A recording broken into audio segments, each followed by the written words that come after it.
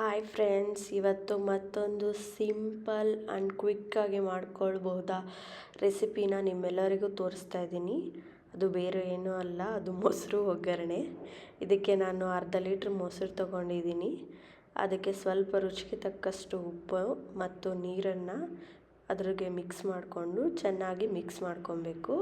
ಯಾಕಂದರೆ ಅದು ಸ್ವಲ್ಪ ಮೊಸರು ಗಟ್ಟಿ ಇರುತ್ತಲ್ವ, ಸೊ ಅಷ್ಟು ಗಟ್ಟಿ ಅವಶ್ಯಕತೆ ಇಲ್ಲ.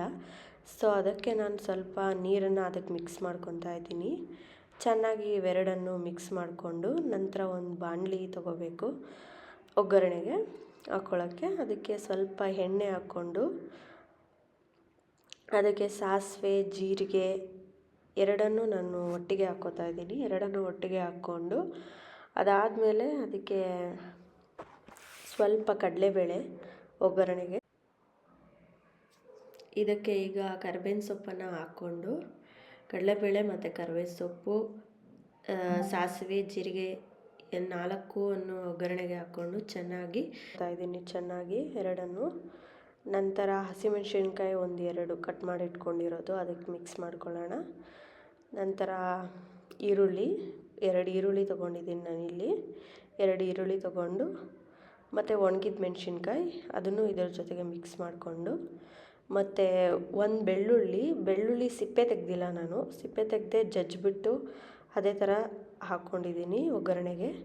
ಈಗ ಇದೆಲ್ಲ ಮಿಶ್ರಣವನ್ನು ಚೆನ್ನಾಗಿ ಮಿಕ್ಸ್ ಮಾಡ್ಕೊಳ್ಳೋಣ. ಆಮೇಲೆ ಸ್ವಲ್ಪ ಚಿಟಿಕೆಯಷ್ಟು ಅರಿಶಿನ ಹಾಕ್ಕೊಂಡು ಮಿಕ್ಸ್ ಮಾಡೋಣ. ಅವಶ್ಯಕತೆ ಇಲ್ಲ ಅರಿಶಿನ, ಬೇಕಂದರೆ ಹಾಕ್ಕೊಳ್ಳಿ, ಇಲ್ಲಾಂದರೆ ಬಿಡಿ. ಸೊ ಎಲ್ಲ ಮಿಕ್ಸ್ ಮಾಡಿಕೊಂಡು ಈಗ ಸ್ವಲ್ಪ ಒಗ್ಗರಣೆಗೆ ನೀರನ್ನು ಮಿಕ್ಸ್ ಮಾಡ್ಕೊಳ್ಳೋಣ. ಆ್ಯಕ್ಚುಲಿ ನೀರು ಏನಕ್ಕಂದರೆ ಮೊಸರು ಒಡೆದೋಗೋದಿಲ್ಲ ನೀರು ಮಿಕ್ಸ್ ಮಾಡಿಕೊಂಡು ಮೊಸರು ಹಾಕಿದ್ರೆ. ನೀರು ಮಿಕ್ಸ್ ಮಾಡದೆ ಬಿಸಿ ಬಿಸಿ ಒಗ್ಗರಣೆಗೆ ನಾವು ಮೊಸರು ಏನಾದರೂ ಹಾಕಿದ್ರೆ ಮೊಸರು ಒಡೆದೋಗೋ ಚಾನ್ಸಸ್ ಇರುತ್ತೆ.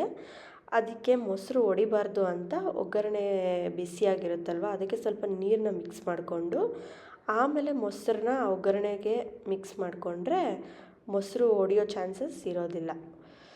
ಸೊ ಸಿಂಪಲ್ಲಾಗಿ ಕ್ವಿಕ್ಕಾಗಿರೋ ಮೊಸರು ಒಗ್ಗರಣೆ ರೆಡಿ ಆಗುತ್ತೆ. ಸ್ವಲ್ಪ ಅದ್ರ ಮೇಲೆ ಸ್ವಲ್ಪ ಕೊತ್ತಂಬರಿ ಸೊಪ್ಪನ್ನ ಸೇರಿಸ್ಕೊಂಡ್ರೆ ಸಿಂಪಲ್ಲಾಗಿ ಕ್ವಿಕ್ಕಾಗಿ ಮಾಡ್ಕೋಬೋದು. ಮನೇಲಿ ಏನಿಲ್ಲ ಅಂದ್ರೂ ಸಿಂಪಲ್ಲಾಗಿ ಮೊಸರಿದ್ದರೆ ಮಾಡ್ಕೋಬೋದು.